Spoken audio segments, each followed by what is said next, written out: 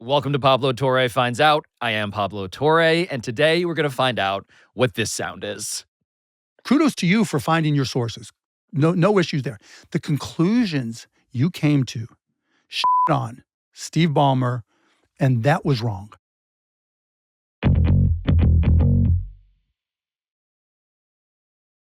Hey, there he is. It's a dungeon in here. There. Welcome to the dungeon. Good to see you, man. Dude. Thanks for having me. Thanks for coming in. Yeah, of course. Water, bathroom, coffee. Already got the bathroom. Smelling salts. Yeah, hopefully not. Even though I haven't man. got much sleep, I'll take it. I was going to say. Good to see you. Patrick, nice to meet you. Patrick. I was going to say, you're a wildly busy person, so this is Yeah, a lot of cost fun plus. for you to do this for us. Yeah, Cost Plus has been driving me crazy. man. But Just the in a good way. pharmaceutical industry, you know. Yeah, just little Casually things. trying to Trying upend to the change pharmaceutical healthcare. Why not? industry. Test.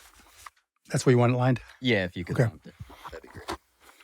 You are? Look at Thank that. you. Double Double-fisting. fisted. Double-fisting. It's the only way you roll, Pablo. I know. Just the finest. The most luxurious. Just for reference before we start, this dial is for your own voice. Mm-hmm. And the second one is for Pablo's. Turn down Pablo. Turn up mine. Look, I promised over email this would be respectful. I totally... Just do your thing. Yeah, I have totally- go where you want to go. I'm easy peasy. The thing I want to start with is to say thank you for giving me the line that now leads my resume. Which is? A great podcast entertainer, great acting skills, but in terms of getting to the real, not so much. There you go. I'm here to oblige. I want to do this in a way that's probably, hopefully, a little different, a little more fun than like Frost Nixon. Okay.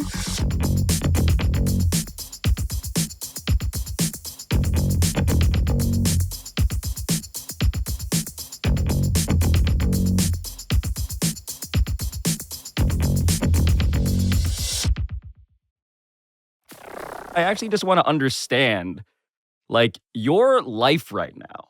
Uh-huh. I mean, you're in New York. Thank you for being here in studio formally. Why are you here? What's going on? Like, how I am just did a fitting conference, in? a healthcare conference for 32BJ. It's a union, and they work with a variety of unions and organizations. So I came in to talk about what we're doing with costplusdrugs.com to reduce the cost of pharmacy, to change healthcare, to help guide them as they negotiate new contracts, just the basic stuff. So I had it on the schedule for a couple months already. Just the basic stuff. Yeah. I wasn't sure. It was like, was this stop in New York part of your larger plan to eventually become the chair of the Securities and Exchange Commission? Yeah, right. That was my goal all along, right? You got me. Pablo, I'm Pablo finding out all the finds time. out. Finding out all. But you did want to be SEC chair for No, Kamala. I had no interest in being SEC chair. You said it at one point. No, that was me with Gary Gensler because I thought he was an idiot. Oh. Well, this is why I asked the follow-up questions. Right? That's what you do.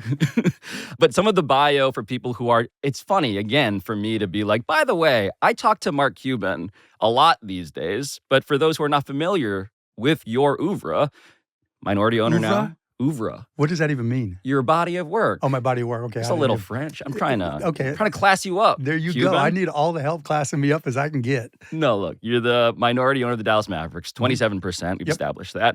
Also, you co-own a Major League Pickleball team. Right. The Dallas Flash. Yeah, did they change the name to Flash? Are they the Dallas Flash? I don't even know. I did as a favor to a friend. But I like pickleball some. It's fun to watch. Yeah. Your Dallas Flash. That's right. And, you mentioned great acting skills. Great acting skills. You see me in Play Dirty here recently? I watched it this week. What? How was the steak? Fine. Do I... The Lady Montero. I want her. And you are... Impatient. Where is she? There's Mark Wahlberg brandishing a firearm Heavens. at a white tablecloth restaurant Tough in front of guy. you and an associate. Do you have any concept who the you're talking to? You're not answering my question. I don't have to, moron. I'm one of the most important people on the planet. This isn't some rat-infested alley. You're out of your league. You're dealing with a different class of people now. What a smirk. You know how long? I mean, Not gonna use it. Jesus Christ! The best part was Mark Wahlberg was not there when we were shooting it. Oh, that was, So that was all acting. That's just me putting myself in the moment. a method smirk. Yes. The fear, the smirk, There's getting just shot. there's just a zillion things I actually do want to ask you about. I want to get to at some point, like Dallas and Mavs and Luka, if that's okay, at some point at the end, maybe. But the reason, of course, you're here is because you remain by far the most devoted, most famous, most polarizing, most public member of Team Bomber, Yes, sir. as you have come to call it. Do you know how much you have tweeted about this story in my reporting? Not really, no. You have sent 160 tweets. Most of them were just little tiny responses. Though. A couple of them were articles. Yeah, The one time was like the 4,000 words or whatever. You typed a total of 17,053 words in 36 days. A lot of that is ChatGPT generated, but yes. I suspected that. I feel no less insulted by that. But nonetheless, I'm here to confront you and the robot. Please do. And I just want to try to keep this accessible, as always, to like the general audience. So I guess the conversation, which I want to begin here, starts with a simple question. Why do you think the sheer existence of the Aspiration sponsorship deal with Kawhi Leonard was never announced in any way through a press release or anything ever? The deal was signed, if I'm remembering correctly, April 4th of 22, but it was dated April 1st. March 30th was a much bigger announcement, and they didn't want to step on each other, is the first reason. Do you know what that announcement is? Please. Oh, I thought you would know. No. What announcement? Oh, that's when they announced their deal with the Boston Red Sox, which was an $80 million deal. And that's where they were going to get their logo on the field, right by the batter's box, not by the on-deck circle, all that stuff. So it was an $80 million deal. Rule number one of marketing, when you're getting PR and you've signed a big deal, you don't step on it. And so once I saw that they had done this big deal and realized how big it was, it made perfect sense why they didn't announce it then, right? And then after that, the people who had done the deal, I shouldn't say the people, because Joe Sandberg did the deal, but they changed over the focus of their business. And as best we can tell, no one wanted him there and no one wanted to do the deal. And so there was no reason to announce it. That's my perception. Well, so just the Red Sox deal, we mentioned that in episode 1 of the show. I'm glad you're bringing it into this context because it was another deal, another real sports team that Aspiration got into business with, of course. So let's say that Aspiration didn't want to announce this. Kawhi didn't want to announce this. No one wanted to announce this. No one said, no. Now you're putting words into the system here, right? So there's a difference between making the right marketing move, right? So you just signed an $80 million deal with the Red Sox. And the Red Sox come out and say, like the Clippers did, September of 21, so that would be 6 months earlier or whatever, right? That how important the whole carbon credits thing was and conservation was to them, right? So a big part of the Red Sox deal was very similar to the Clippers deal. In fact, they looked very similar to each other. I'm trying to remember. Emulate you. I am with you. They're very similar to each other. I've seen hundreds of emails with the Red Sox and Aspiration. The premise here again is we're zeroing out the carbon footprint. Right. So it was very important to the Red Sox, like it was to Bomber. So nothing unusual there. Right. Sure. The question becomes, right, why did the marketing people not do anything with Kawhi? Well, on one hand, that's the question you asked me, right? No, the question actually was simpler. It was, why did no one ever say that this deal existed at all in any way ever? Well, first of all, we don't know that for certain. I have never seen anything. I've said this for 5 episodes, and no one's ever provided a counter argument or a factual correction or evidence. 2 ways to activate the deal. One is like you're expecting. Let's do the tweet, the things that were in the contract that he was never asked to do. I actually just want to be very clear and specific here. I just mean they announced with celebrities all of the time. We signed Leo DiCaprio, and we signed Drake, and we signed Robert Downey Jr. and Orlando Bloom and Cindy Crawford's daughter. When did they announce all those things? All in this time period. When did they announce those? Is your argument going to be that by the time they signed Kawhi Leonard to a deal that was 4 times larger than everyone else combined in that celebrity roster, they had decided to no longer care about celebrities? No. My point was they were not profitable, but they were fully and well-funded in 2021. And they were run with the goal of having a consumer product, the credit card from Aspiration Bank.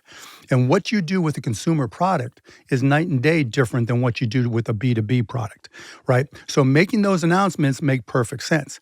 Now, come April of 22, they were in deep shit, right? And as you know, and I think some of the folks have told you that the conversation, because we know Uncle Dennis incorporated KL2 Aspire, I think it was called, in November of 21. So they had been talking for a long time and it had been delayed, obviously, for a considerable period of time. So the fact that it was delayed is one indicator. Because if they were really excited to sign the deal and use Kawhi, the marketing team would have been pushing. Let's get this done because we really have a lot of places for him to use. Right. The opposite, of course, happens, right? The marketing people didn't want him. The CMO doesn't know who Kawhi Leonard is even. Right. So the question is, why was there a deal? No, I think the question is still why, just to keep on the first question, why past April did no one mention that they had signed Kawhi Leonard at all? Because they were in a different business at that point. Not as of that month? Yeah, if you look at their numbers from September 30th of 2021, the last real numbers that they published. So I guess what I'm saying is what we agree on is this was a bad deal for Aspiration to sign as of April 2023. Not necessarily, right? So here's what you haven't discussed at all yet, right? And that is activation. And I'm not talking about traditional marketing activation. So you've been to the Staples Center, right? Mm-hmm. Right. So you know, here's the court level seats. And then a lot of people go into the tunnel. And they have that club that's there, right, where all the celebrities hang out and everything. And then the people who buy the front row seats have access to that. Correct? And they see the players walking through, and it's not unusual because it's happened to me, I'm sure it's happened to you, where fans right there that have come from the court will stop you and take pictures, introduce you to customers, da-da-da-da-da. We have no evidence one way or the other, but I'd be willing to bet that a dollar to a dime, right, that Joe Sandberg took full advantage of that and was able to use Kawhi just to take a picture, to say hello, just like I've done 1,000 times with the Mavericks, right? Oh, we signed a deal with this sponsor. Hey, Mark, a sponsor's in town. Or, hey, Mark, the sponsor's going to be at the game. Will you take pictures with them? Sure. Easy peasy, right? Just have them in the tunnel before halftime or after the game. Easy access. So when I talk to people, two people I know, but one person I talked to that worked at Aspiration, they said, yeah. I love how you've been doing reporting, by the way. Yeah, just because they reached out to me, right? Well, and I hear about them reaching out to you. Yeah, I know. And I said I was fine with it, right? So I had no problem. And likewise. And so it's just normal business, right? So the issue is that the guy one of the guys going to jail, Joe Sandberg, right? He obviously was the one that did the deal because even in your tweet, it said Joe is slow rolling the deal. No, he said to Joe from Uncle Dennis that Mike, the lawyer, was Mike Zucchero, the general counsel. General counsel was slow rolling the deal, right? And that it was obvious that Joe Sandberg had signed. So the value proposition here, where we disagree, and we don't really have detail one way or the other, but where we disagree is the value proposition wasn't necessarily to the marketing people at Aspiration. It was to Joe Sandberg specifically. Why do we disagree about that? Well, because I think that's where he utilized Kawhi. He got his money's worth. I fully agree that Joe Sandberg was the one to benefit from this deal. It wasn't the marketing of Aspiration. The question is, what was the goal Joe Sandberg wanted to achieve? And you have this theory that Joe was using it to glad hand with Kawhi during the games that the Clippers were playing, or before or after, or whatever. No, I've even evolved that theory. Okay, but I guess what I'm saying is the reason Joe Sandberg wanted to do it was because, of course, he had a relationship with Steve Ballmer, and there was an agreement, hey, we're going to do this deal that no one ever is going to know about. You don't know that. But what I'm saying is I know that based on... You're making that up. No. I have 9 sources that told me that. And then 9 sources that worked in the accounts payable department. Not all finance. Not all finance. Mark. So, look, what I want to make clear here is a couple of things, because you're really good at talking and being shot by Mark Wahlberg. Incredible at both those things. There is simply no evidence that this deal was ever announced in any way. And the reason I keep on harping on this is because at a certain point, if you are Joe Sandberg, selfish guy who wants to boast and peacock about all the things he's done, you would want to say, no, we also have this deal with this guy. No, so if you look at Joe Sandberg, right? What was his job at Aspiration? I mean, so this question matters. I have many ways that we can talk about this for a very long time. Okay. Joe Sandberg was not actually an employee of Aspiration. No kidding. But what he was the co-founder, and they want to peacock about all of the celebrities, all of the sports teams. I have a deal with Leonardo DiCaprio, Robert Downey Jr., Orlando Bloom, Drake, the Crawfords, and Kawhi Leonard, who he paid for the price, by the way. The price of what you're saying, the glad-handing theory, $48 million. No, he didn't. He paid him $3.5 million. The agreement, the contract But says. if you know you have no money to pay the agreement, it's meaningless. No. He knew he had no money to pay it. Mark. It's like me saying, Pablo, I'm going to give you $200 million right now. So what we need to establish here is that Joe Sandberg may know, right, at the time of the deal, he has no intention of paying the total term of the deal. He has no money. But Kawhi Leonard absolutely thinks it's a real deal. Yeah. It's a real contract. Yeah. So the point is, the intent of what we're doing No, the here, intent on Uncle Dennis's and Kawhi's side is obvious. The intent Yes. on Joe Sandberg's side is not, right? So why Uncle would Dennis Joe- wants to get paid. Okay, so we established that there is no evidence at all that this deal was ever announced anywhere. Unless, I mean, not publicly, no. We agree. Not to a I've been major waiting, audience. man. I was hoping you might bring it in. I've been waiting Yeah. for anyone to tell me So why. moving on. Why was this a top secret deal that they never talked about? My theory is they wanted to keep it secret because it was a $48 million no-show contract that circumvented the cap. Your theory No. is something that is not that. Yeah, But no, let's move on. Let's because we disagree. no. Not just we. Let's just move on. Because what's at stake? Because at the exact same time the Kawhi deal was signed, right? Joe Sandberg was also trying to take over Blue Apron, and he didn't have the money to do that either.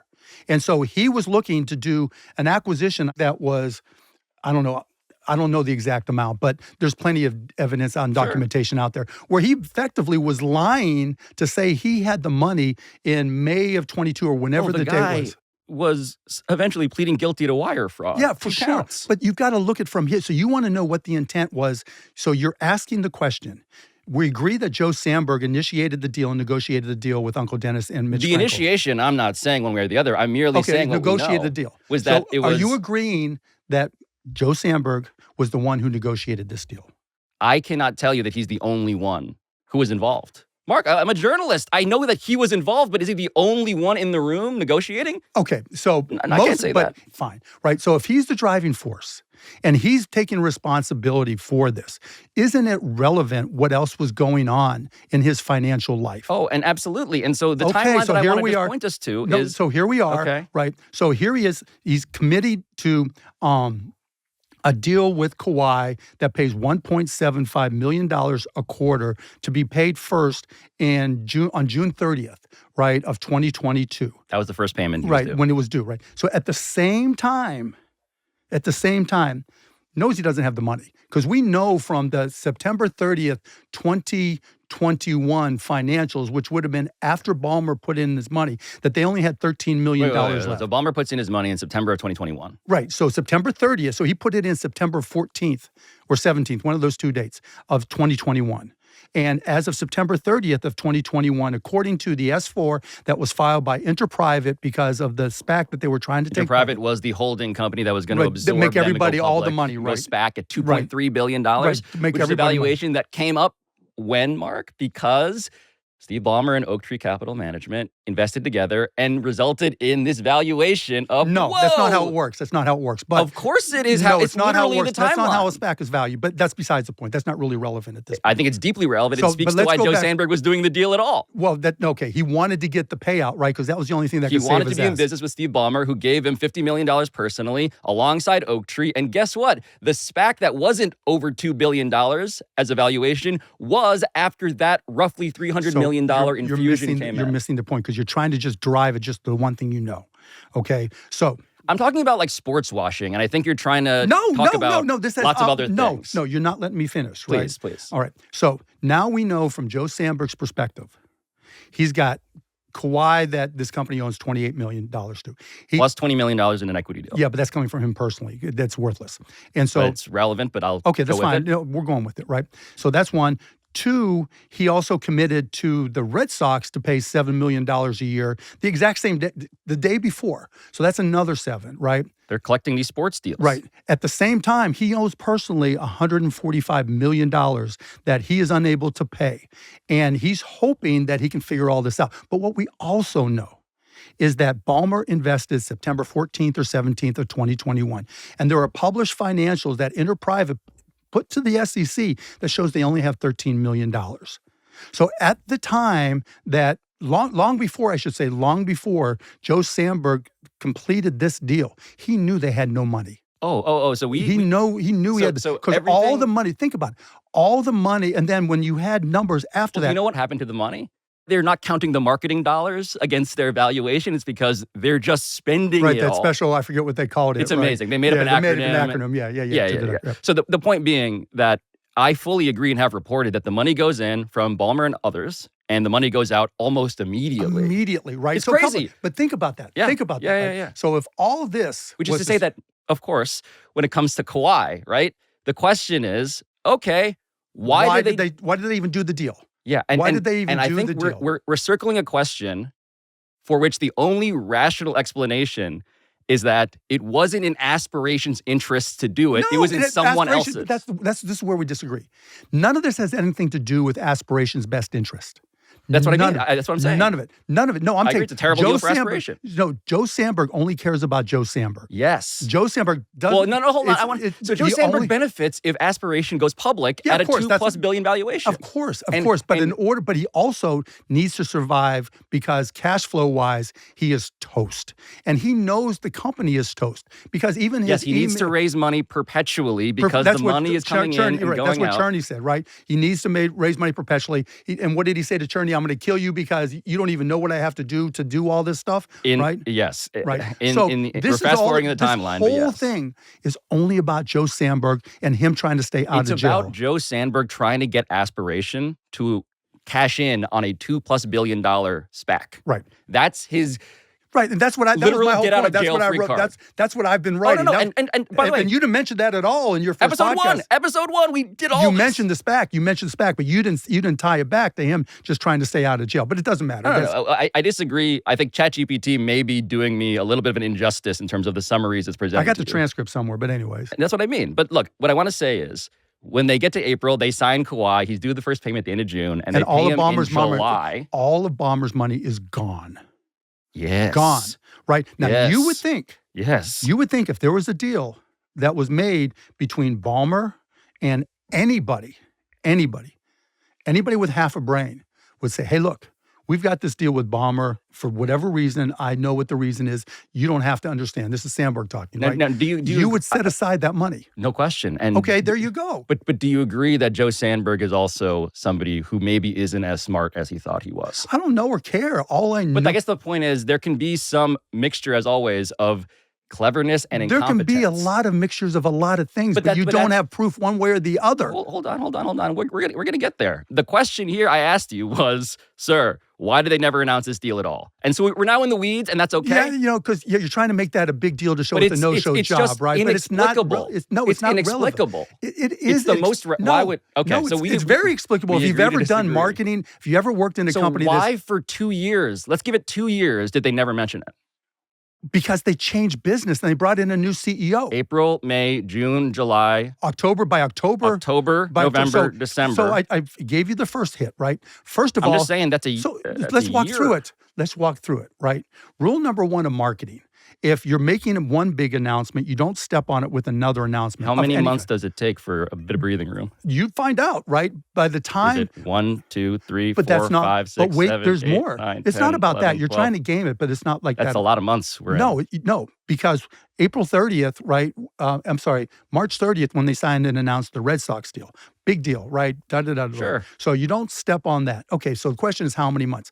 By the time they got to, I'm trying to think when they actually changed their business model, but it was prior to October because that's when they let Cherney go and that's when they brought in Olivia, right? But they had already... Olivia Albrecht, the follow-up CEO. Yeah, the numbers were already there, as you saw in the S4, that they were making their money in business to business.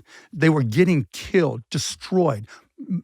had no upside whatsoever on their consumer business. So it wouldn't be the first time in the history of marketing where you signed somebody to do something, pivoted in your business, and decided not to use them. So I want to add a little bit of texture because they signed him to a deal, again, that is 4 times larger than everyone else combined, who was like a zillion times more famous. You keep on going to that as if it's a reflection of some insidious, effort. Okay, but so let me not ask you relevant a basic, at all. Let me ask you a basic keep question. using it, but it's not relevant at all. Because of course it is, Mark. No. Because it speaks to why exactly like this saying, deal was specifically the way it was constructed. It reflects an intent from someone. No, the businesses were different. So I just got to jump in here to clarify something about the timeline here, because the business of Aspiration, which Mark was just alluding to, was not meaningfully different in April 2022 when Aspiration signed Kawhi Leonard to this top secret $28 million no-show endorsement deal from what the business of Aspiration was in September of 2021 when they signed this $300+ million founding sponsorship deal with the Clippers. In fact, that Clippers deal reflected this pivot that Mark is trying to say happened after the KL2 Aspire LLC deal was brokered. But that deal, the Clipper deal, was the embodiment, actually, of this pivot. It was the thing that was designed to draw attention to it, as Steve Ballmer himself announced at Clippers Media Day in September of 2021 with, a French accent of his own. The pièce de résistance as we went through this is when we had a chance to really sit down and meet the folks from Aspiration. Joe Sandberg, who runs Aspirations here, will talk to you a little bit more about their company. We can talk about our partnership.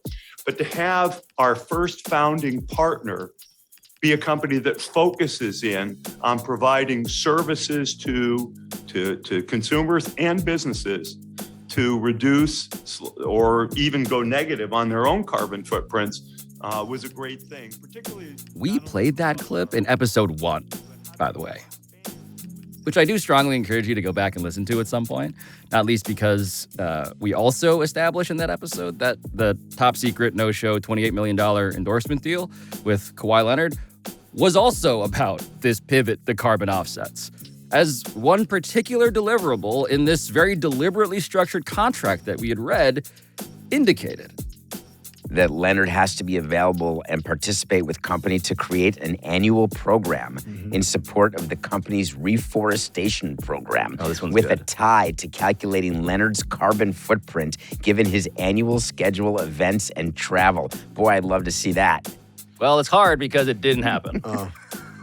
I thought you were going to say that was the one thing he did do. And so if you want even more of our analysis of Aspiration's carbon offsets business with the Clippers, and even more also on the flow of funds from Steve Ballmer to Aspiration, which was largely inspired by our first conversation on this show with Mark Cuban, that stuff happens to be in part 4 of this series, just in case you're curious. But I do want to return us now to the argument that I was in the middle of having with our special guest.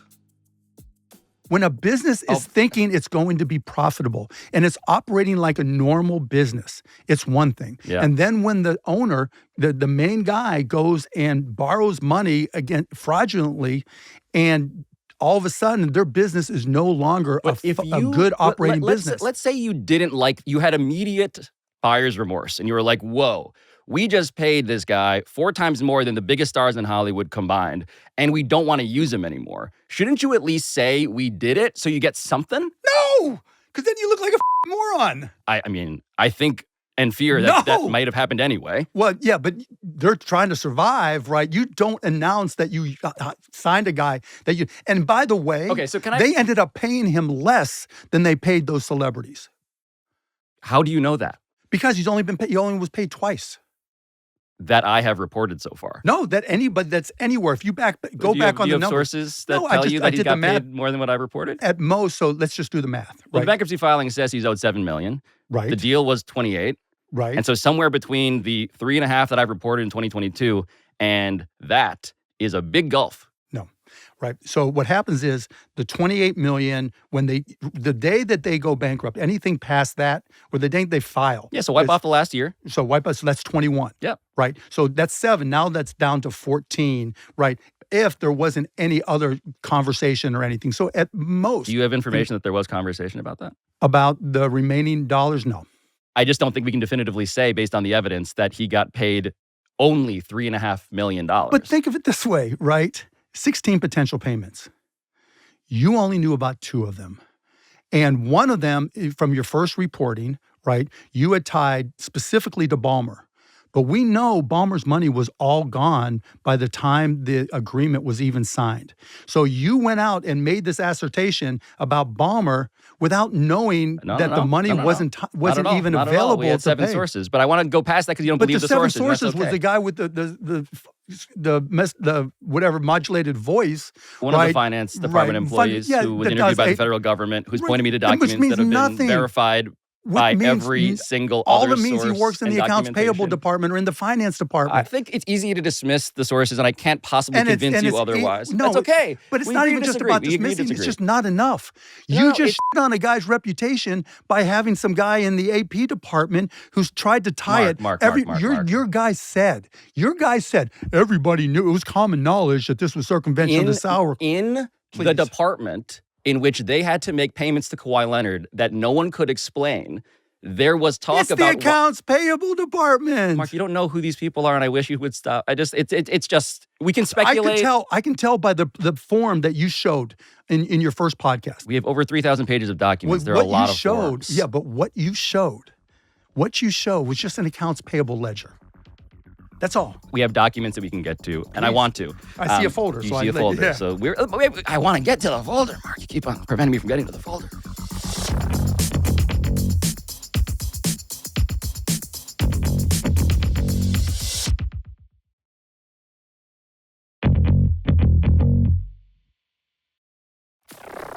Have you talked to Steve Ballmer about this?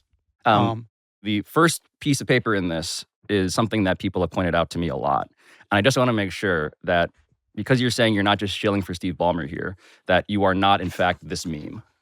Oh, you busted me.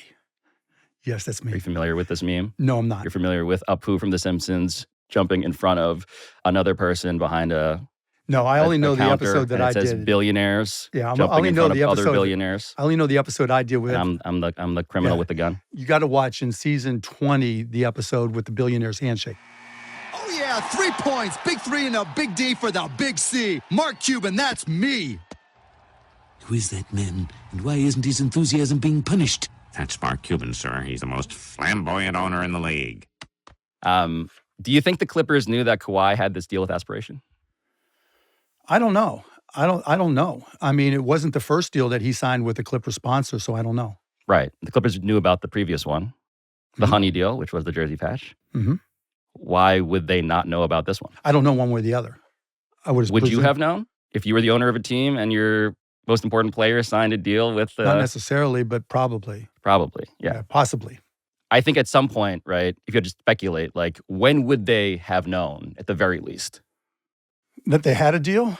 I don't know. I mean, maybe the CEO would know before Ballmer would know. Yeah, before Ballmer would know. Because that's typically how I would find out. I wouldn't get a list of deals or anything like that. Sure. I would find out when someone said, hey, would you say hi and take a picture with so-and-so? We signed a deal with them. That's typically when I would know. Now, the bigger sponsor with Aspiration, I would know about, obviously. And yeah, they did. Right. So we agree on that, I think. Yeah, so Steve Ballmer says that he introduced, of course, right, Kawhi's camp to Aspiration. The introduction got made, and then they were off to the races on their own. We weren't involved. So at some point, the introduction is made, and then the question is, when does the curiosity arise? I wonder what happened to that. Never. Never what? I've had sponsors that worked with us. Hey, can you connect me to Dirk's guy, to Luca's people? But you said for the founding sponsor of this level, a little bit. That's for me on a $300 million deal. I'm knowing about it. Like when we did Chime, I know about it. Of course. Right? So yeah. But anything that came across, like I couldn't tell you, like Luca's people would, talk about certain deals. So you think it's possible that Luca had a side deal with Chime and you wouldn't know about it? Yeah, I would have no idea. I wouldn't care. You wouldn't care? No. Why would I? What if you were aware that the camp of the guy who signed the deal had a history of allegedly asking for things that the rules don't allow? I don't care. I mean, I'm not involved in You it don't at care all. about that? I'm not involved in it at all. Well, I know that that's the position, but the question is personally, and in terms of just being honest, wouldn't you have curiosity? I wonder if that deal is going to help me or potentially humiliate me publicly. The only time I really inserted myself in those types of situations was if I thought it was a product that was not good for Mavs fans. And our people would come to me and say, hey, we think you might have questions about this.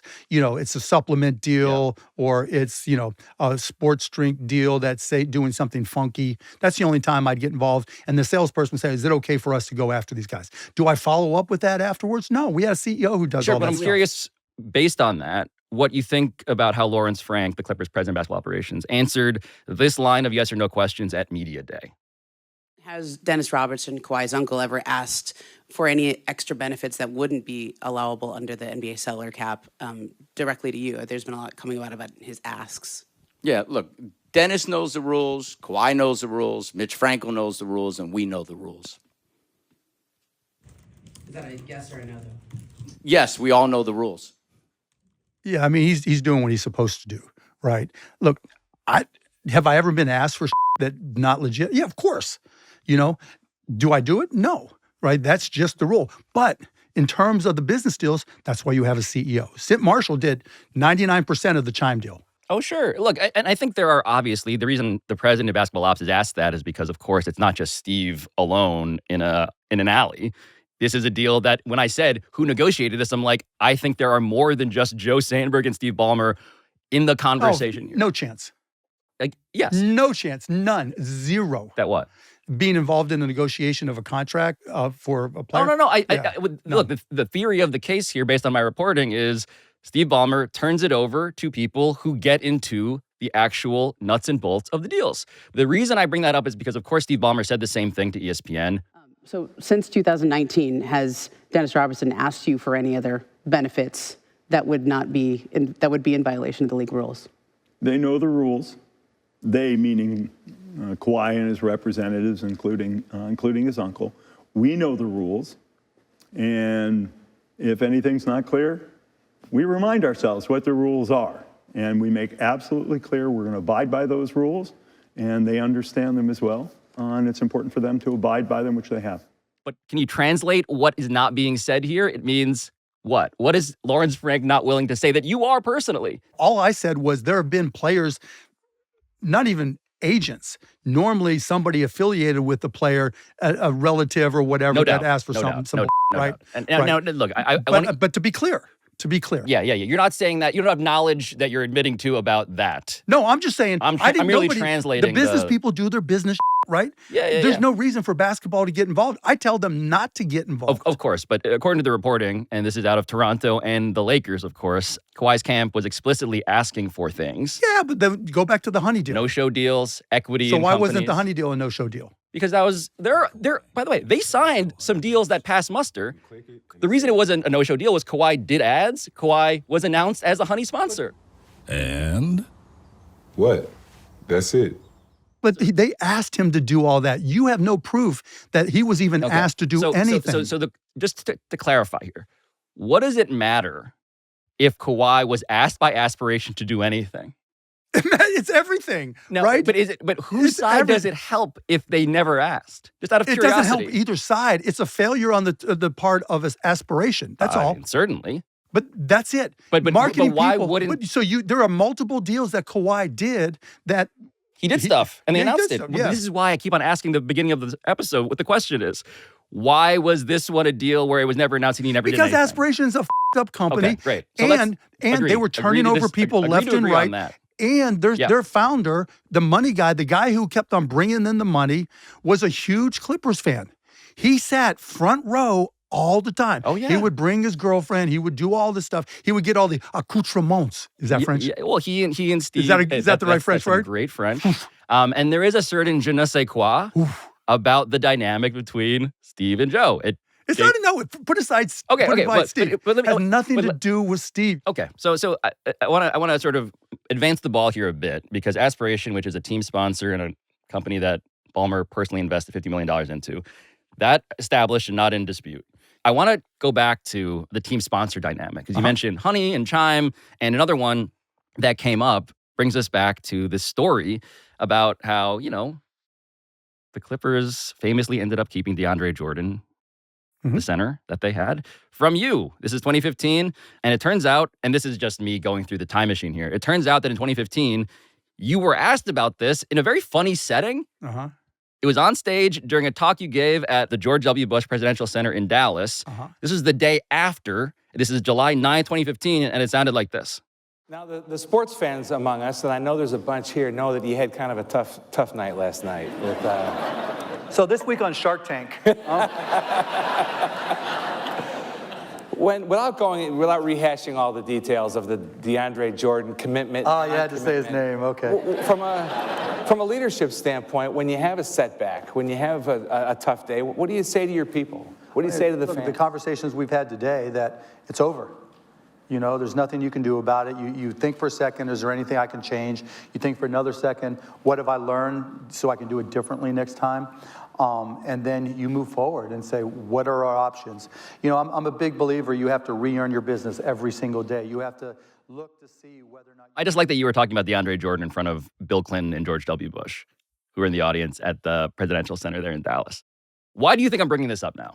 No idea. Okay. I'm bringing it up because Steve Ballmer was fined $250,000 for cap circumvention. Right, you mentioned that to me, Yeah, reportedly because his team offered a marketing side deal for DeAndre Jordan through Lexus. Would it be surprising for you to learn that Lexus was not only a team sponsor, but also, like Aspiration, a founding partner of the Intuit Dome? No. So I'm just saying, team sponsors being used in these attempted ways to circumvent the cap against people like you, his competitors. He's done it before. So, but why you're trying to make it sound like it's something he does all the time? Well, he's been right? But why didn't caught he do doing it in for 2015. Right. So why didn't he do it with all the other sponsors? Investigated 2019. How many sponsors do you think they have? Oh, I just think he does it for the ones that he really cares about. Oh, okay. So the big ones, but he didn't care enough about Kawhi with Honey in 2020. Before then, when he could have taken care of all of this. Oh, so let me just do some basic math here, because you raise a really good question about why this now in the timeline. So the Raptors during 2019 free agency, I'm just looking at the numbers here, right? So they can offer a max of $190 million over 5 years. The Clippers and the Lakers could only offer $141 million. What was the year? Over 4 years. 2019. 2019. This is the big, Kawhi just won the title, free agency. The thing that got investigated by the NBA. Right. Because the Raptors and Lakers groups complained. 190, 141. Do you know what 190 minus 141 is? With taxes, no. A very Texan answer. 190 minus 141 is 49. Oh, sure. You're trying to say the numbers match up. The number, his deal is 48. It's 48. Yeah, but okay, let's just go right there, right? Please. So when you did episode 1, you thought it was 28. You didn't know it was 48, right? I didn't have the evidence that I have now for the $20 million. Right. So now you're backtracking to try to make those numbers fill, right? But that's not the point. No. The point is when you went in episode 1, and you thought it was $28 million. It is on the endorsement deal, $28 million. Okay, but that's not where I'm going. You got the paperwork. Right, you got the paperwork, right? So it's $28 million, and you tied the $50 million from Ballmer to say this is what was being used to pay the 28, correct? I was saying Ballmer put in 50. Right. Kawhi was getting out 28. So I don't know the French word. So there is whatever, right? And then that one must be connected to the other. No, I'm saying that based on Otherwise, what was the whole point of the episode? Well, the whole point of the episode is that we connected. If Ballmer wasn't paying that $50 million in order to pay Kawhi, what's the point of the episode? Got to remember that we had so much more evidence in the episode. But you made the point, did you not? I'm trying to simplify it down in the conversation that we're having now. I'm just going back to episode 1. Oh, no. So when all this started. In episode 1, it was 28. I had not mentioned the 20. Because you didn't know about it at the time? I could not report it, absolutely. But the point being that now we have the proof. It was... No, not the point. Right, the point I'm is saying 49 to 48. You tied... No. Is that a coincidence to you? Yeah. Is it yes or no? Is it a coincidence? Yes. It is? Yes. That's a hell of a Because you do... No one looks at the gross delta as the number when it comes to choosing between one team versus another if it's based off of economics. Nobody. So Texas teams know, Florida teams know that you have, Oklahoma teams know, you have a state tax advantage. I get the difference that these are not, of course, what the take-home pay is going to be, depending on where your team is based. Isn't that what matters? Of course it does, but I'm saying in terms of how this got roughed out, I just am pointing to the question of There was a difference of 49. So the deal was very coincidentally 48, and it was also in the way that Kawhi's camp was asking. No-show deals. No, he and went. also No. equity. You're putting words in their That's mouth. according to the reporting from Toronto Star. No. That's in Toronto. That has nothing to do with LA. But Kawhi's camp asked the Raptors that in 2019. The Raptors were like, we're not doing that. He asked that of the Lakers, reportedly. Lakers were like, we're not doing that. And in 2021, guess what happens? $48 million, $1 million off from the 49 in exactly that fashion. So it's okay. Let's segregate two different things here. Like I said when I first came on, I don't care if Steve is guilty or not, right? It's better for the Mavericks if he is, right? My issue is when you came out with podcast 1, you had nothing. That's not true. It's very true. That's not right? true. And you tied the things you tried to get, the things you tried to tie together. The number of sources. Pages of Look, documents. Can sources be wrong? 100%. Can they be in this case, misinterpreted? But they've misinterpreted? been proven right for now 6 episodes. No. You make them appear to be right. Okay, but let's just go back. Let's just go back to what caught my attention. Even from you, you're not even factually correcting me. You're just bringing out other stuff. No, I am factually correcting you because What's you the fact? tied specifically the $50 million investment. $50 million in. To $28 million. $28 million out. Right. But they weren't tied at all. They were not connected in the least bit. Of course they were. No. I had 7 sources saying this was for salary cap circumvention. That is what. Then why was the money not paid to him? Because it was a company run by a clever but ultimately criminal so when it co-founder. comes to supporting your facts, you can use the fact that he's a criminal. I've been using that from the start. It's the no, facts. No, but it's not. You're using it only to It's just reality. Support. I'm merely describing reality. Your first podcast was very clear. We have to that agree the to disagree, I think, on what the first podcast let me was, finish. but I'm happy to... Let me just finish and tell me if I'm wrong, right? The first podcast said $50 million, which was earmarked specifically for the $28 million of Kawhi. Yes or no? Earmarked specifically. No, I said 50 in, 28 out. Right. So isn't that saying earmarked? I mean, look, Mark, I can refer you, generally speaking, out of journalistic caution, to the definition of how one does provide a pass. It's fungible now, but why would... So the point is, you're coming out with this thing that's really, just destroying a man's credibility and integrity. Based on No. You knew what was at stake for Ballmer. You knew 100%. We made it very clear. Right. But you said 50 in, 28 out. Yes. That looks like in you're a deal tying... that never got announced. Of course. Put aside the dots were connected by the 7 sources that I have. If the sources... Okay. I'm just saying, we can... Why was the money not... disagree that the sources are meaningful. Even a criminal would know. Pay the 50... If you're getting the 50 to keep this guy happy for a circumvention that he needs for his business, make sure he gets paid on time at least the first time. I just want to make clear that what I am reporting is that Steve Ballmer did not know at the outset that he was going to get victimized by Joe that's Sandberg. Not the point. We agree that's not on the that. point. The point is... the question is, why was it that the payments were late? Right? Or not prepaid, or not prepaid, or not done something. And the carbon credit stuff we did in the episode before. Yeah, but you didn't do the margin dollars. But anyways, it's okay. I want to get to this thing, okay? Oh, Mark. Pablo. I am enjoying this, by the way. Me too. Okay, good. The thing that I'm trying to get to here, though, is that Aspiration truly was, horrifically run. Financially, they were toast. And I want to show you actually so this other document in here. You know so much more about business and forms than me. So this is a series of disclosures that Aspiration had to present to potential investors. And it lists a number of very real problems. Yeah, you talked about this before. If you can just Yeah, these are all in the Schedule 310. Yeah. So the company is in default. Yeah, is what this says on the first all page. The default. What does default mean? Just for people who don't know what that means. Seriously. I'll let you define it. Okay, it means they're broke. KPMG. Well, it doesn't mean they're broke, right? It just means they're late and there's a good chance that they won't be able to... That's why I asked. Broke ass is the more colloquial So French. let's go, but here's a good example of what you were trying to I convey. just want to list what it is. Right, but here's one example, right? Pick whatever so you want. KPMG resigned as the company's independent auditor. So while on one hand, that's a red flag, right? The independent auditor was but they didn't give "We why. can't do Yeah, they didn't this." say why, right? And that's Well, why critical. do you think, in retrospect, they might have done that? Yeah, because they couldn't, because Joe Sandberg was doing all these round trip deals and they couldn't. Because the company was in default and it otherwise wasn't even that facing it wasn't litigation it wasn't and that they were in probes default, by the government. Right? They couldn't confirm all the. It was fishy. It was all fishy. Whatever reasons they had. Whatever right? reasons but the more KPMG important thing had, is, yes. from an investor standpoint, they just changed auditors. Okay, but it resigned. It didn't. Again, they didn't change it. They resigned They don't lost give a their reason. independent auditor. They Okay. didn't give a reason. So the company's in default. KPMG resigned as the company's independent auditor. The next page, schedule Wait, let's go. 3.11. The company's default, but let's say what it is. Inherit notes. Inherit ended up being the company that acquired them after it was all said and done. They were this. Inherent was the senior lender. Right. Mark's reading. It's pretty bad, man. This doesn't really say anything. The company's in default, I believe. I'll just go back to it. There's some stuff on here that's pretty good. Yeah, I read this in the SEC. Yeah.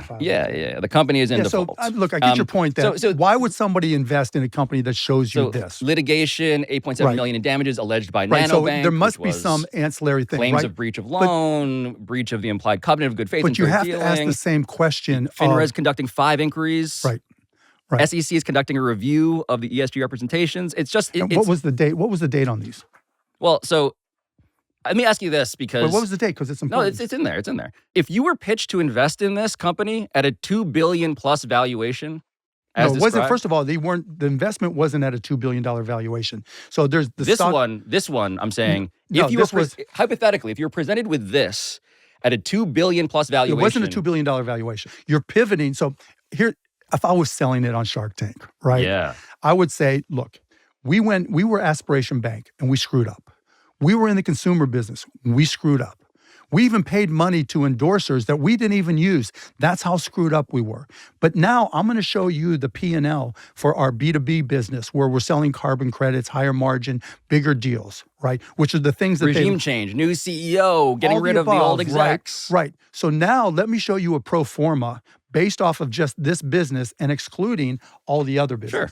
The $2.3 billion number is very misleading because that's only realized if it goes public with the SPAC, right?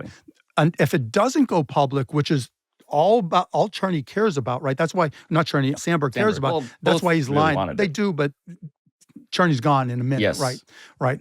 So the SPAC isn't going to happen, right? Oh, yeah. Joe knows it's not going to happen unless he Well, pulls at a certain rapid. point, it does. Well, but in this case, in this timeline, it's absolutely still Oh, yeah, what the it's goal on, is. you're right. No, the goal is still right because it's 21. money. Yeah, it's raise the 21 money. is still. But the investment that they're making at that point in time isn't at the valuation of 2.3 until it converts. Yeah, and yeah, yeah. that was the point you missed Yeah, yeah, yeah. before in your podcast. Okay, right? I know, I'm so let me explain to you, right? Yes. You're buying it lower, right? And you're getting a price. They had rolling closes all the time. That's why they would have a C1, C2, C4, series close, right? And that's why it was like confusing that Ballmer put in September and Dennis Wong put in December of 22, and then Ballmer puts in March 23, because they had these things called rolling closes, right? So at that point, so there's basically two businesses here, two businesses that are being sold, Shark Tank approach, right?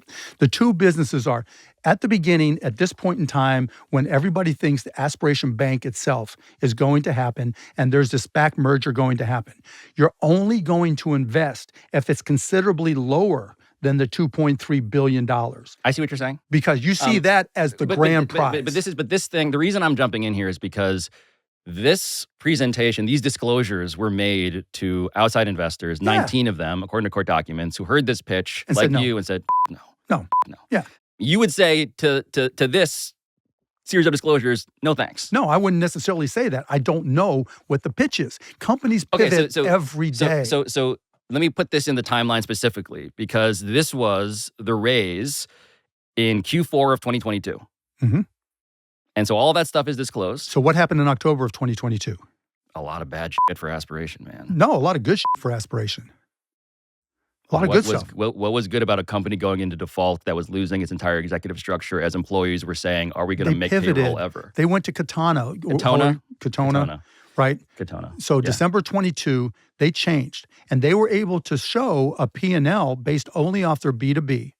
They did, again, the execs that were pitching. But Mark, the reason why they were pivoting was because the company as it existed was, of course, pardon my French, totally fucked. And so they were figuring out, okay. No. Oh, I'm sorry. Now you're a big Aspiration fan. No, I'm not, the more I got to know about Katana, the more I liked it. Katona, right? The more I liked it, right? So I could see. Okay, very good. Because when you look, the base numbers going back to September 30th of 2021 show their B2B business, where they didn't waste all that money on marketing, right? Had a chance. Had a chance. So for that reason, you're in. I at least would look at it, right? Okay. But not that I would invest in that business, but it's not unheard of for a company to pivot to a new business, have multiple lines of business. It's in fact the only thing left for this company to do is but pivot. That's every But the reason company. I'm saying it is that because 19 outside investors looked at this and said, as aforementioned, hell no. Yeah, and so the question I have now is, you know how many people said no to Airbnb? Okay, but I guess everybody, Federal Express, everybody. Of course. That's, of course, an insane comparison to Aspiration, which went bankrupt and is embroiled in lots of fraud and humiliation, Airbnb, FedEx, and so forth. But in this case, the question I have is just since the first podcast, which you hated, came out on September 3rd, have you communicated at all with the vice chairman of the Clippers, Dennis Wong? No. Okay. Dennis Wong is Steve Ballmer's close friend and college roommate, the one and only co-owner that Ballmer trusted have equity in the team. He also wound up being the only person who did not have money in Aspiration, who saw these disclosures that I presented to you in December 22. Not the only person. The only person who had never put in money into Aspiration before. Oh, they put in money in Aspiration before. And said, you know what? I want a piece of this. This is the signature page for Dennis Wong that's attached to the same disclosures that I just handed you. That's what he saw. Okay. What you just saw is what he saw. But to your point, right? Now let's think this through. Please. Right. There were other investors because we got to see the pictures. They were all previously. The point is, right? The point is those other two investors that invested around the same time as Dennis Wong, right? They, as best I can remember, so they also said, you know what? I like what I'm seeing in this pivot. But I do need to just take a quick beat here to clarify something that we'd reported previously on the show. When it comes to the identities of the only other investors, the two other entities who gave Aspiration money in December 2022 in that same Series C5 round, having been presented with that same exact set of disclosures in all of their bleakness as Clippers co-owner Dennis Wong. Because one of those two investors was Aspiration board member Ibrahim Al-Husseini, the same guy who pleaded guilty to wire fraud in March 2025, the same guy who was the alleged co-conspirator of Aspiration co-founder Joe Sandberg. And the other investor was, yes, Joe Sandberg himself, who of course pleaded guilty to wire fraud in August of 2025. So the question I have is, those disclosures are the things that Dennis Wong signed off on, and Aspiration's quarterly payment to Kawhi Leonard was at this point more than 2 months late. Dennis Wong put in $1.99 million. He acquired 0.072% of the company in default, facing those problems as aforementioned. Why do you think he put in that little money for that little equity? Maybe to make his daughter happy. His daughter worked there, right? Maybe to keep him alive. Maybe to give him one more month. Maybe they said. You think that would save the balance sheets of Aspiration $2 million? And by the way, lots of people came in and out of the company. I'm not here to interrogate them at the moment. So the people who went back to work there. But why would why would Dennis Wong put in specifically that little amount of money after $300 million had already been raised the year before? Because maybe that was a bridge loan. 0.02. Maybe it was a bridge amount. Maybe they said, you know what, we got to make this one payroll, right? And we have more money coming in. We have more money coming in after Is it that, possible? which turned out to be true. I get asked all the time. But this wasn't a Pablo. loan. This was an investment. Okay, whatever it was, a bridge investment. It was an actual I get asked purchase all, agreement. It was a Series C5 preferred stock purchase agreement. Right. I can't tell you how often I hear, right, hey, we're close. Yeah. Right? We have this other money coming in, which turned out to be true, right? Because they ended up raising $68 million. Not kind of. They but raised the company is, just spoiler alert, the company is fucked. Well, no. This is our, we're getting to relive decisions with the benefit of hindsight, I admit. Joe Sandberg is fucked. Joe Sandberg is Mark, the company literally is in default at the time that this payment Joe is made. Sandberg and is the Aspiration needs to pivot to a totally different business. Yeah, that's what companies do, But Pablo. that is also a synonym for being fucked. They filed for bankruptcy. So, okay. Why would a new CEO take the job of CEO? That's a great question for Olivia Albrecht. Great question. Right. Why does she stay there for an extended But period of time? I want to ask about Dennis Wong. I don't care about Olivia at the we moment. do care about Olivia. No, I get, but lots of people either fell for or went eyes wide open in for a scenario as described. But no.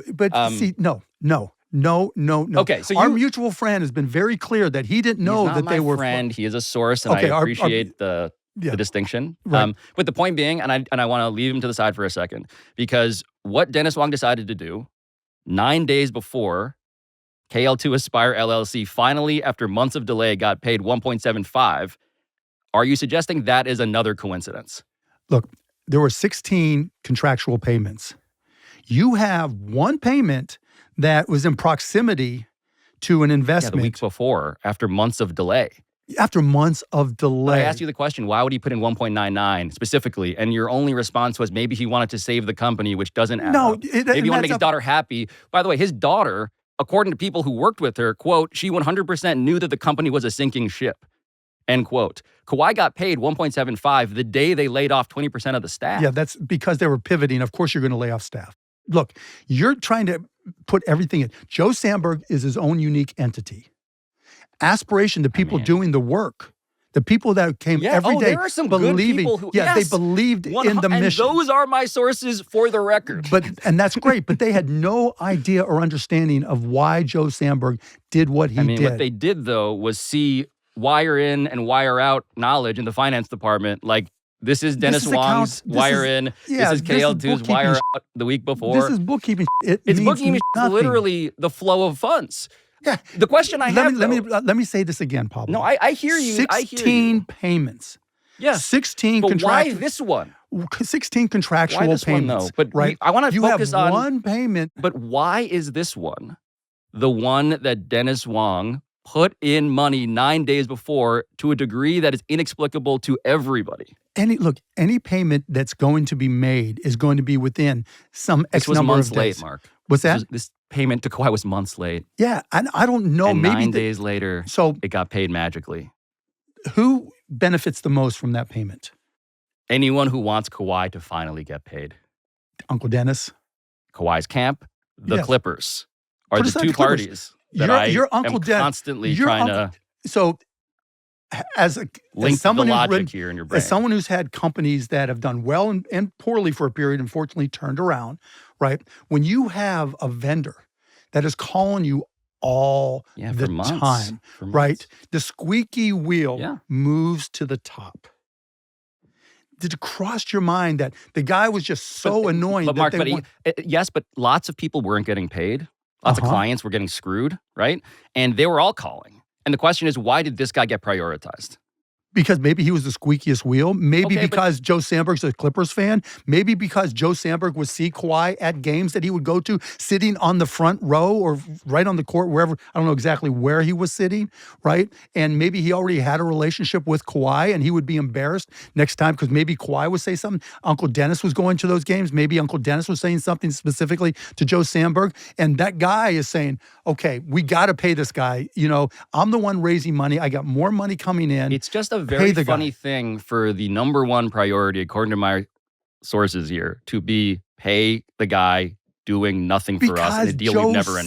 Sandberg, he's driving everything. He's the one raising all the money. So, but what's he who raises money? But the question is, what does he benefit from in terms of this deal existing? And my theory has been consistent throughout, which is that he benefits because he preserves a relationship with Steve Ballmer in which his obligation... So the more I learned, so when I did the first podcast, I didn't really know all that much about Joe. So it was interesting, and thank you, Deep Research, right? Oh, boy. So it was interesting. AI this is a reads. guy, what else was on Joe Sandberg's plate? What else was he doing? Please, educate me. He was actively involved in politics. Oh, yeah. He was one of the largest. These are the good guys, Mark. These are the Democrat donors, the biggest in California, some have said. Biggest in California, right? He's on the court. He's got a famous girlfriend, right, who's taken to games. He's a media personality. Yeah. And so his whole spiel, his only if he collapses, if his image collapses.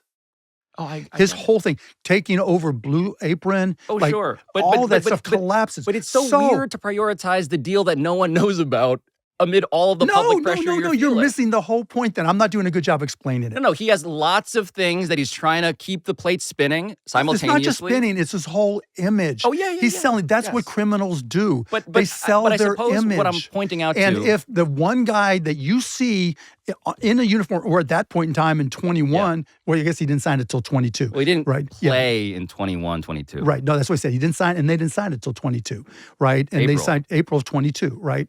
And so that season starts in November, right, or October, November. Yes, the 22-23 And so, because season. we're talking about him getting paid in December, right? And so now he's seeing him at the games again. The guys they've got a big suite where they entertain. Yes, they do. Right. This They've is at got- Staples they- at the time. Right. They've got the seats on the floor. Yep. He's probably Aspiration seeing him logos in on the them. tunnel before or after every game. Sure. And he's seeing Uncle Dennis, and I'm sure Uncle Dennis is in his ear. And Uncle Dennis is. I fully agree that Joe Sandberg was if you're Joe essential Sandberg, to the story of if why you're Kawhi was Joe- getting paid. So let me just ask you a question. Yeah, then. please. If you're Joe Sandberg, which is more impactful to your life? Paying Kawhi Leonard or paying some random vendor? I would say that making sure that I paid Kawhi above and beyond, not a random vendor, but my other financial obligations is insane because he's returning zero ROI to my company. No, he's He's put aside literally the doing company. nothing. He's actually just net you negative. got the wrong spend. hat on, Pablo. Oh, I know You you're got the talking wrong about hat public on. pressure, and I know you're talking about who's bothering me day to day. No. I'm if talking I'm about Joe Sandberg, about what is the actual health of my company? Why am I prioritizing somebody? No. Mark, the goal is to get to SPAC. Right. But okay, by And so you 2022, need a functional so company. he's spiraling in 2022. Right? Absolutely, You got to have a functioning company. So paying Kawhi 1.75 isn't going to change a functioning company. The 1.99 is not going to change whether it's functioning You know or what not. it would do though? It would keep Uncle Dennis Robertson and Kawhi's camp happy. And it keeps him from bothering Joe Sandberg. Who else might be bothered if there were payments that were late? Joe Sandberg. What about, I don't know, potentially, according to my reporting, the Los Angeles Clippers? Do you think that could be a pressure? I mean, it's possible that Uncle Dennis pressured whoever there and said, Lawrence Frank saying that he heard, or rather, wouldn't say no to whether he heard. Yeah, but you can't. I mean, look, that's ridiculous to even bring that up. Right? Just using his words. Right, He's asking using yes his or no words, right? But questions. what do you think he's going to do? You don't think he's got a prepared statement? He knows exactly what he's going to say I'm just before saying he it's a responds? terrible way to convince me. No, you that think he gives a look? It's a big he just deal. doesn't want to be caught lying. It's And not I even think about the that. There's truth no is point. Obvious. There's at no this point. Kawhi addressed it. So think about this. Andrew Cherney says it wasn't a no work deal. You It trust was that guy? So the three names, Mike Schucker, the general counsel, Roger Evanizian, the CMO, and Eric Anderson, who was the CTO, they came out with a signed statement provided to me saying Andre Cherney, in so many words, is not representing our experience. Yeah, but you're proving So my I'm choosing point and you those don't guys. even know it. You're making my point and you don't even know it. Those three named sources are corroborating what my 7 anonymous sources were telling me. And Andre Cherney is on an island as the co-founder and friend of Joe Sandberg, who's now trying to say, according to his public statements, whoa, this was a normal deal. The Kawhi thing was a normal deal. No, he said the contract was normal. So look, what I want to get to here. He said, because he even agreed, like, because the Joe Sandberg email to everybody in May of 22, where he said he would provide the stock. Oh yeah, Joe wanted it. He even said in the email. So Andre signed it. Andre signed the contract. Maybe No, that's not where I'm going. Oh, I know. Okay. Joe said that Andre didn't want this either. And all the marketing team didn't want it either. Nobody, which was par for the course for Joe Sandberg. The same in that 20 point. He rammed it that through. 29.5. Did you read the lawsuit, the $29.5 million lawsuit? Mark, I've read so many I bet you have. So you know that's where you brought up not the audit committee, the investment committee, right? Yeah. The investment committee said no. And then the general counsel said, we want escrow. Guy sends an email to Joe Sandberg, and the next day it's all changed. The next day, that's how he did business. Look, the whole thing here is that he was and is, according to his own guilty plea, a fraudster. The question is why he wanted to do this. And so for me, what I'm getting to is also, as you foreshadowed, March 9, 2023, those same disclosures Dennis Wong saw, Steve Ballmer's like, you know what? I want in. $10 million more. And I'll tell you exactly how that goes. Please. Okay. Guy comes to you, Pablo, we've had problems, right? We're pivoting. And I've got my GC coming back, right? I've got people that I think are going to do great. I've got a new CEO. And Pablo, let me just show you this information, these numbers. This business-to-business stuff, this enterprise business is good. The carbon credits credits so business. good. Yeah, enterprise. Yeah, carbon credits. We have Meta lined up. We have, Bank of America lined up. And you know what, Pablo? This is so good. I'm going to put in 40. You're putting in 10, Steve. I'm going to go 4 times that amount, and I'm going to put my own cash in. That's how committed I am to this business. Mark, you're putting in 40 million, whatever it was, dollars in yourself? All right, I can see the numbers. My marginal cost is 10 million. I'm already in 50. So the marginal value of this, and remember, this is March of 23 when he invested. And by that This is point, the same round as Dennis Wong. It was the long round. Right, yeah, which is not unusual December to to keep it March. open. Yeah, they just keep it pointing open, it out, right. And that was also the time when Sandberg was paying Interprivate 2 $5 million payments to extend the outside date, which is the drop dead date for the SPAC. Yeah. Right. So he's going. So Yeah, it wouldn't be the first time. Oh, no, but so the idea that he's doing this, how stupid is he because he reads this? Well, he's so stupid that the guy who he still trusts, that he Right. doesn't know is a fraudster, is putting in 4 times as much cash as he is, 20 times as much cash as Dennis Wong. Right. That's why he's doing it. Right. So I guess it's worth pointing out, though, that at this point, when you go to December, before Steve Ballmer made that decision, the SPAC as a premise had basically collapsed. No. No? No. There was a meeting held in which 90% of the investors were like, we're cashing out. Right, but it still was alive. That's why. But because 90% said we're replenish. out. You can, yeah, but you can. It's Mark, 90%.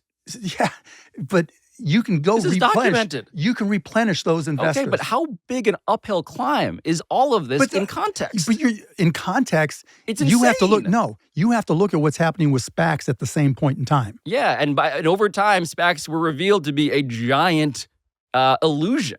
Not necessarily, but they weren't doing can as talk well, about right? that. But they're not doing as well. I mean, yeah. Right. But the point being, no, you're using this as some type of no, I'm indicator. just giving you like it's not the an company indication we're of talking anything. about Pablo. is documented to be Pablo, it's not losing its appendages, its identity, its employees. So Pablo, its very basic thesis. No, the SPAC no. as a thesis. Just look at Katona's Twitter feed, right? So I'm giving you 90% of the investors are cashing out with Interprivate, and Pablo, you're saying look at the Twitter feed, Pablo, because they got posts, because they dare to post. It's a which is a blank fitting check, sort of metaphor, I suppose. yeah, a blank check SPAC, right? And so they have the option to extract their money. They have the option to get more money to put in there a variety of ways. They have to come up with a total of $400 million at some point. The fact that these investors pulled out could be 1,000 different reasons. What data did they have available to them to make a determination if it was What a if good... they saw that everybody who was in the executive structure was fired? They didn't have any data. Okay, but They isn't didn't that have any as an data. investor, would it So be what concerning to is- you if they were having massive layoffs and needed to pivot the entire premise of the company? They knew Depends they on were where they pivoting. were pivoting. A lot of Well, so I companies guess have what they're pivoted. saying is, hey, you guys are pivoting. This is most generously, you guys are pivoting. We think that we're best. I'm saying, no, I'm saying cashing you're out coming to at a conclusion. exactly the way we went. Pablo, you're coming to the conclusion that these people left, the 90% left, because it's obvious that it was a fraud or there's something wrong. They smelled that it was a bad deal. Yeah, I'm saying you have no idea that that's the case. None. Not even a smidgen about. I have a sense.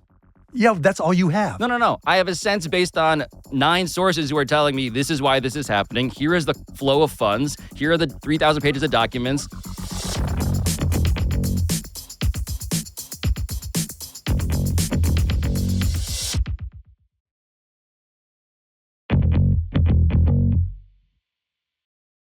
Can I just get to the whole thing of like, the Clippers say to us, we saw this deal was fishy in the 22-23 season and we terminated it.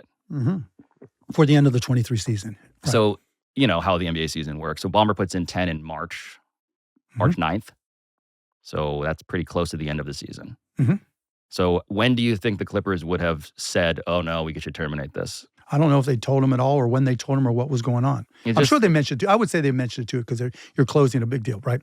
So And when did he start the investment process and when did he close it?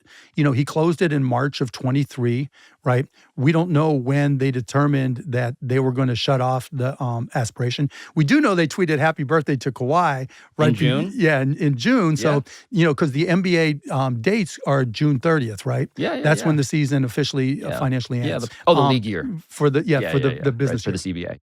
I guess what I'm saying is when Steve Ballmer says, and I believe him on some key level, that he is a victim of Joe Sandberg, and there is no disagreement from me. Yeah, we both agree there. Of course he was. The question is whether he was deceived by a guy he was entrusting to help him deceive the NBA. Right. And you firmly push back, Team Ballmer.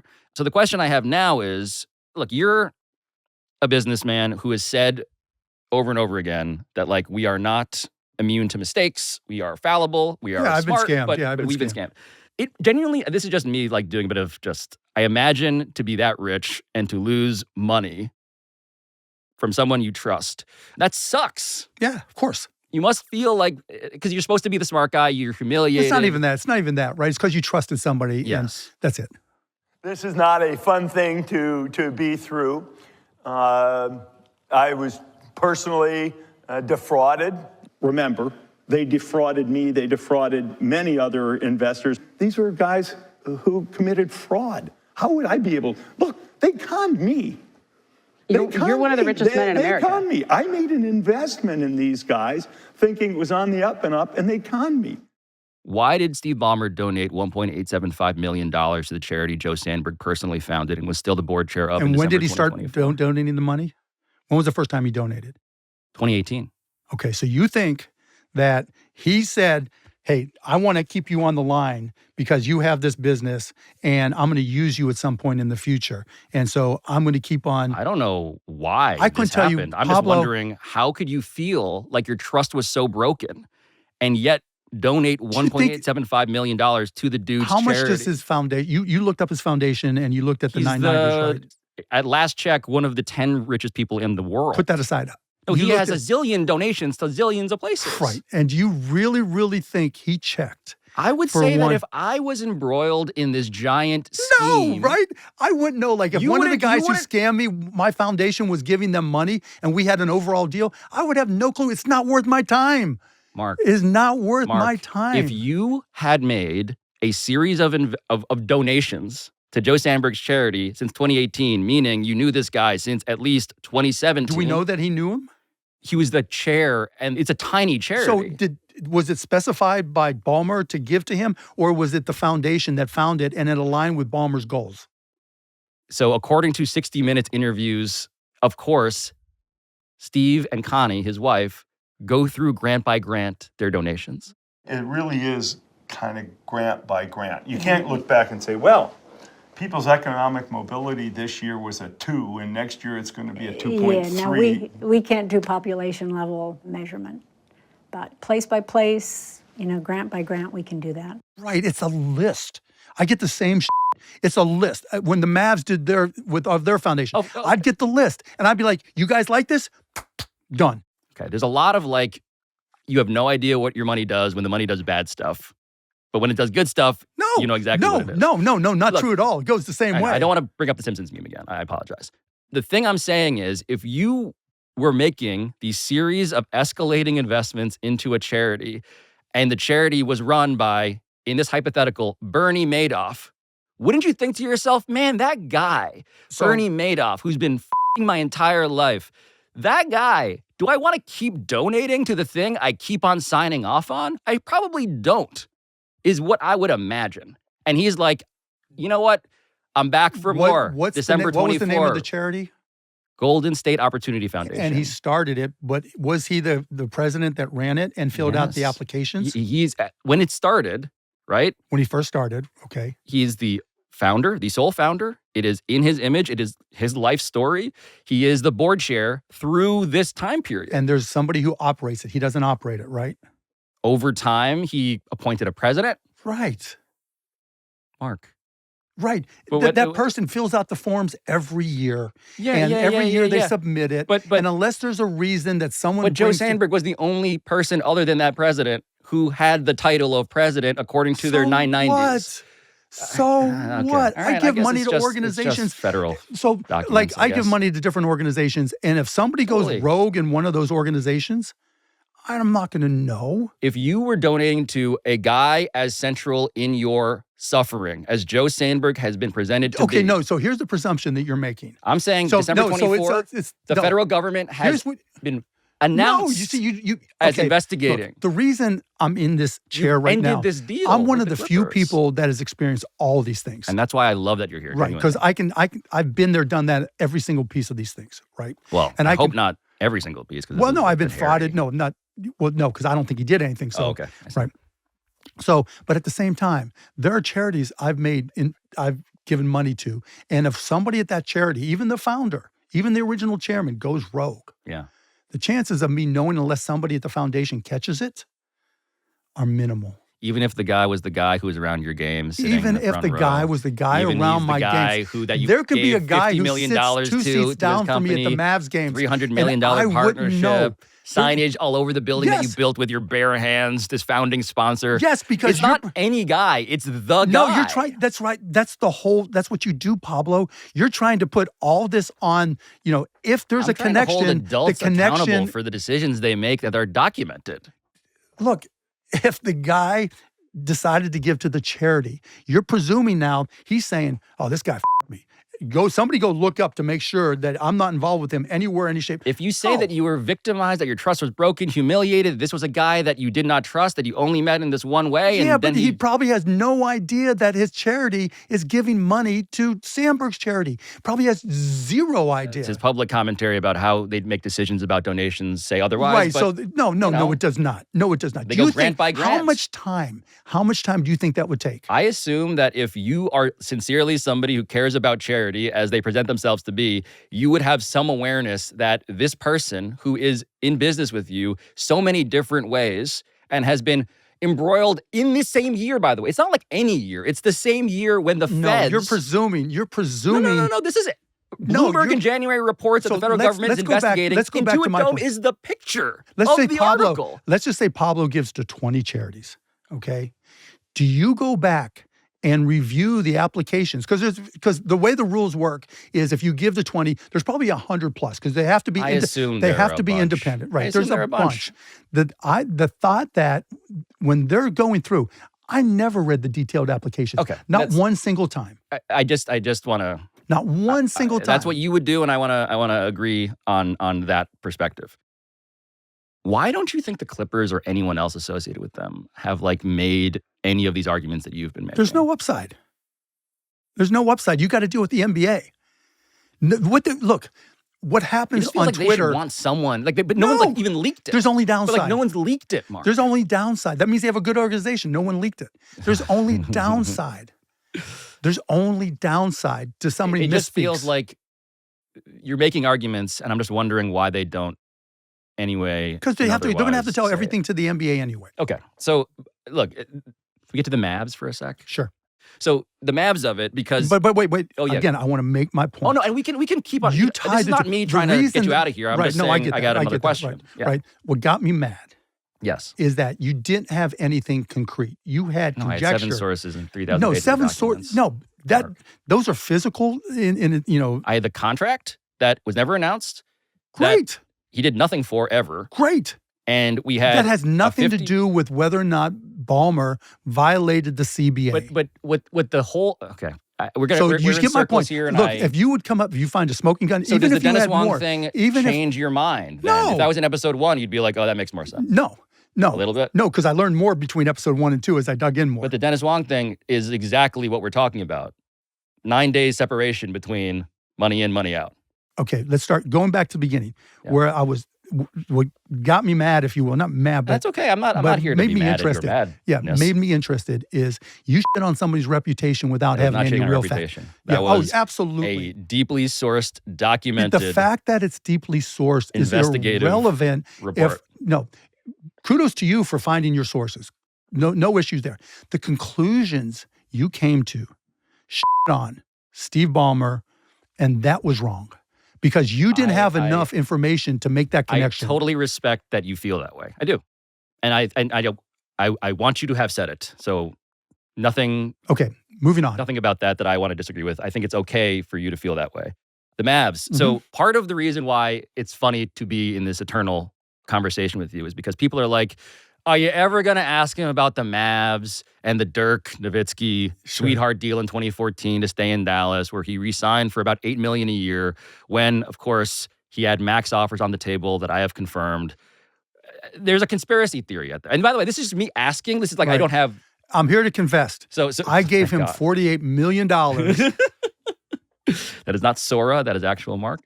The conspiracy out there, is that why would he take so much less? He wanted Tim Duncan money. He was at his age. And remember, the cap, I went back and looked, was $58 million 3 years in a row, right? It wasn't going up at all. And it was, how do you manage your cap? And Tim Duncan had done a 3 for 30 deal. And I vividly remember having the conversation. And then he's like, I'd like to get Tim Duncan money. I'm like, Dirk, cap stayed flat. Here's what we want to do. And he was like, okay.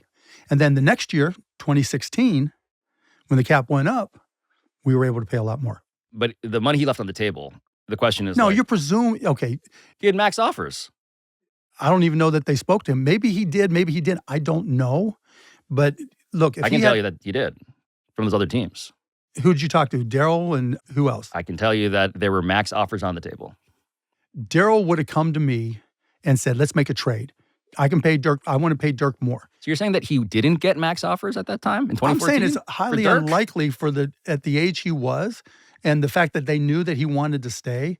That is highly unlikely. Look, Dirk wanting to stay in Dallas is so clear to me. I'm not saying he's getting offers. Offers. The cap was $58 million at the time, right? So a 35% of it, right? So the question is, and this is truly like not my reporting. But the conspiracy out there, Reddit. Our buddy Bill Simmons. When Dirk had that documentary and Cuban's company bought it. Is this documentary. Uh-huh. So the theory here is that Magnolia Pictures. Uh-huh. My company, they own half of. That's right. Circumvented the cap by, overpaying to distribute a documentary about Dirk. How he spent like Iron Man level money on the Dirk doc. Here's $48 million for your doc. Like, who knows what he spent, but. How much do you think we paid? Well, what we did was we checked with the producers of the film. And to your credit, they poured cold water on the whole conspiracy. The head of the production company told us that your company did a $100,000 deal for U.S. distribution rights. For how many years? 10. So yeah, I'm just, look, I'm not here to say gotcha. I'm just here to legitimately say, I appreciate you looking. You know what? And I thank you. I thank you for just dispelling all the nonsense. I called the appreciate producers. And so just to confirm, did the Mavericks circumvent the salary cap with Dirk Nowitzki in 2014? No. Very good. Do you think the Knicks may have circumvented the cap in taking Jalen Brunson from your Mavericks? I don't know. A different answer. Yeah, I don't know. Okay. I just think there was a lot of play there. Yeah. Luka. Uh-huh. I want to get to the Luka Doncic thing because your first public comments on that trade were kind of incredible. Yep. They were very funny. February 2025 of this year. Funny to me. Oh, I mean, it was hilarious. The setting. I mean, you had sold your majority stake of the Mavs by then. Mm-hmm. Do you remember where you were? No, I don't. Let's play the video. And so I wanted to start off with a question because you've been in, unique situations and maybe you can help. If after you left Microsoft, you found out that Steve Ballmer traded Windows 11, like the new hot operating system, for Windows 10, the Hall of Fame, but older operating system. What would you do? I might have to hide from the press. I know a couple other people that are in that situation. So can you now refresh our memory? I appreciate you showing that. That was fun. Who are you on stage with? Thank you. Bill Gates. You remember where it was? It was in Dallas. I forget what the venue was. Dallas Museum of Art. Okay. And so I bring this all up because what Dallas is like when that comment is made and the organizations you support. I thought you were going to tie it to Bill Gates, to Steve Ballmer. Oh, so, I mean, it was available for me. But actually, what I've been doing is I'm like, okay, here are the organizations that Mark's involved with, the networks he moves in. And we've mentioned a number of them in the conversation already. We've mentioned your Major League Pickleball team, the George W. Bush Presidential Center, where you gave a talk. Got asked about DeAndre Jordan. Without rehashing all the details of the DeAndre Jordan commitment. Oh, you had to say his name. Okay. The Dallas Museum of Art, where you joked about Luka with Bill Gates, of course, close to Steve Ballmer. And even I was looking at some other causes. By the way, your charitable work is like real. Like the Mavs under your administration, like the Southwestern Medical Foundation, like did really good shit. But there is something that I realized that you've not volunteered with me in these back and forths that we've had. And I wonder if you know what it is now that I've built up to this question. I have no idea. It turns out that Dennis Wong lives in Dallas. Oh, he does. It also turns out that Dennis Wong is involved with every one of those exact same organizations that I just mentioned. Really? Dennis Wong also owns a major league Got me pickleball team again. based in Texas called the Texas Rangers. He's a first face listed on the website's ownership group page. Of the Dennis Wong Rangers? serves, he owns Of the the Rangers. Oh, That's I right. didn't know that. Dennis Wong serves on the Executive Advisory Council of the George W. Bush Presidential Center. I did not know that. Dennis Wong's on the board of trustees of the Dallas Museum of Art. I did not know that. Where his best friend's old business partner, Microsoft, Bill Gates, their old Harvard classmate, was invited to give a talk this year with you. Did not know that. And Let me just say on this, yeah. that was the first time I had met Bill Gates. And so his PR people called me and said, would you be interested, he's doing a book tour. Would you be interested in interviewing Bill? He's had different people interview him at all the different stops. I'm like, I'd never met Bill, and it sounds interesting. So that was the first time I had met him. When was the first time you met Dennis? He came to a Mavs game probably towards the end of last season. And I think there's a picture of him being close to me in proximity. So somebody introduced me to him and said, yeah, he's Steve Ballmer's partner. Right. He's also, the alternate governor of the Clippers. Okay. Has been, according to LinkedIn, since April 2017. Okay. So I'm just saying, did you guys ever encounter each other at the Board of Governors meetings for like a half dozen years than when you were there together? I don't know that I have. It's possible. Like an Asian dude. Yeah, it's possible. Not exactly looking like the other owners. owners. Yeah, because Ballmer, as best I remember, he was there every meeting. But the alternate governor also can, Yeah, I mean, tag along. But Ballmer, That's what they did this credit, year, by the way. What's that? This year, Steve and Dennis both were in attendance at the Board of Governors. Okay, I don't recall. I may have met Dennis, but I do remember meeting him at a game. Yeah. So just to reiterate, he's not somebody that you talk to or anything like that? Never. Okay. I've never had a conversation with him outside of being face-to-face. Not even at pickleball? Not even at pickleball. Not I've been even to two. when the Ranchers are playing the Flash? Never. I've yet to be, I'm sorry to admit, at a Flash game or match or whatever they call them. But I root for him. I can tell. So I guess we're near the end. No, don't let it end. I know. So I just want to reiterate, you haven't talked to Steve Ballmer, you haven't talked to Dennis Wong. Haven't talked to the NBA, haven't talked to Adam Silver, haven't talked to anybody associated with How do you think they feel about you? Oh, I don't care. Being in studio with they're me probably annoyed by it. Knowing Adam, they're annoyed. Yeah. But they know that I take, this is what I do. I like doing this stuff. Right. I like the challenge. Yeah. And I've been there, right? I've been accused. I've been accused by people who didn't know shit. And, I was in the firestorm. Oh, I know. And so I've been there. And I just want to make clear, billionaires are people too. Yeah, and it's not like we all hang out. The whole billionaire meme thing. I don't know. My friends are still my friends from high school, from college, from rugby. Those are my guys. I'm merely saying that I am trying to understand the networks and how the money flows because I'm not one of you guys. I give opportunity to comment and fact check and push back at every opportunity for every episode. Mm-hmm. And you deserve credit for that. And I appreciate that. Yeah. I'm not looking for, a pat on the head, but I just want to make clear that none of this is a bad faith effort. It's why you're here. Right. It's because I want and I to appreciate it. Steel manning, as they call it. Steel right? manning, right. I want not straw men, but steel men, even those that get shot by Mark Wahlberg on Amazon Prime. Do you think the Knicks at the end here should be worried about an upcoming episode of Mark Cuban Finds Out? That's behind me. More power to JB, more power to everything. Was I happy that they only got dinged for a second round pick? No, it should have been far worse, but is what it is. Do you remain, Mark Cuban, at the end here, Team Ballmer? Yes. 16 contractual payments, one investment that's within 9 days of one of the payments is not enough to with Steve Ballmer. I think that was wrong. But thank you for letting me say my piece. Absolutely. I appreciate that. And you deserve a lot of respect for that, and I appreciate that. And there's no personal animosity not at all. Yeah. I, at the risk of being my own greatest enemy, I might even want to do this again. We'll see what comes up next, right? I mean, my disappointment is only one folder access. Hold on, do we have anything else? I seriously thought about bringing my own folder and bringing some Mark, things I will out. simply say, be careful what you wish for. Yeah.